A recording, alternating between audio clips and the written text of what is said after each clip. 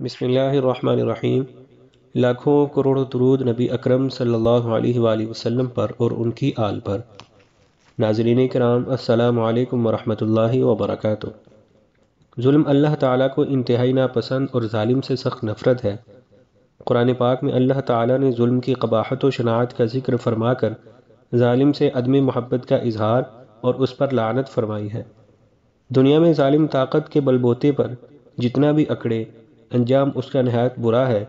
تاریخ کے اندر بہت سے ظالموں کے انجام بد کا تذکرہ موجود ہے۔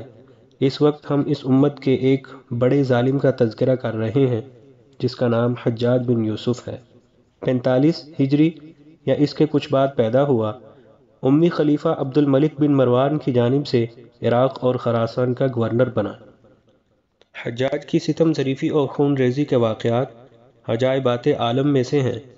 تاریخ سے معلوم ہوتا ہے کہ اس نے 1,20,000 مسلمانوں کو ظلماً قتل کیا ہے۔ لڑائیوں کے مقتولین ان کے علاوہ ہیں۔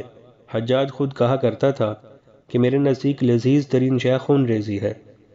حجاج نے صحابہ اکرام رضی اللہ تعالی عنہم اجمعین وغیرہ پر جو ظلم کیے، ان کا ادنیٰ نمونہ یہ ہے کہ اس نے حضرت عبداللہ بن عمر اور حضرت عبداللہ بن زبیر رضی اللہ عنہم کو شہید کرایا، حرم مکہ میں کشت و خون کیا، خانہ کعبہ پر منجنیق سے گولہ باری کی جس کی وجہ سے بیت اللہ شریف کے پردے جل گئے۔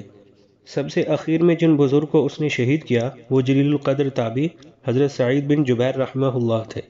بعض حضرات نے حجاج کے ظلم کی وجہ یہ بیان کی ہے، جب یہ پیدا ہوا تو دودھ پینا تو درکنار، اس نے ماں کے پستان تک کو منہ نہیں لگایا۔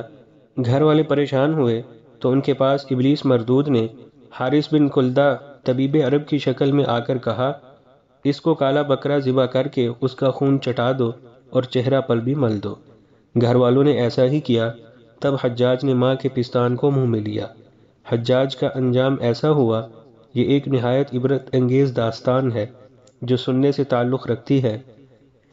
کتابوں میں لکھا ہے کہ حضرت سعید بن جبیر تابعی کو انتہائی بے دردی کے ساتھ حجاج نے جب شہید کیا اور اسی کے بعد ایک خاص قسم کے جنون میں مبتلا ہو گیا، سوتا تھا تو خواب میں بھی سعید ہی نظر آتے اور کہتے کہ کس جرم میں تو نے مجھے قتل کیا، اور آنکھ کھلتی تو اس وقت بھی حجاج کا بیان تھا کہ سعید کو سامنے کھڑا پاتا ہوں۔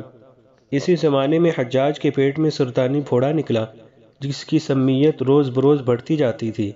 کہتے ہیں کسی اندرونی گھاؤ کی وجہ سے ایک اور بیماری اس پر مسلط ہوئی جسے زمہریرہ کہتے تھے، یعنی ایسی سخت سردی اس کو معلوم ہوتی تھی، انگیٹھی کو بدن سے قریب کرتے کرتے یہاں تک متصل کر دی جاتی کہ کھال جلنے لگتی، لیکن اس کی تشفی نہ ہوتی۔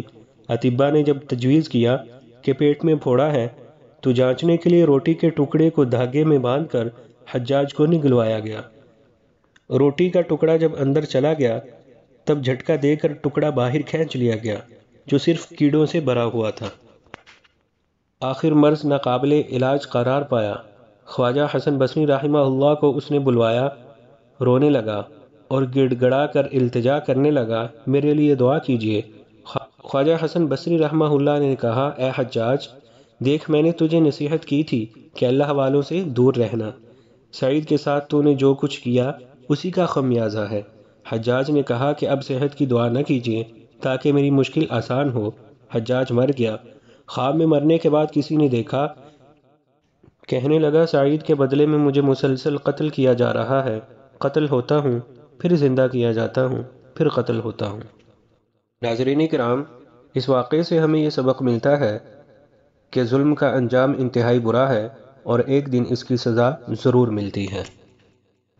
اپنی دعاؤں میں یاد رکھیے گا، پھر ایک نئی ویڈیو لے کر کے حاضر ہوں گے، تب تک کے لیے اجازت دیجیے۔ اللہ حافظ۔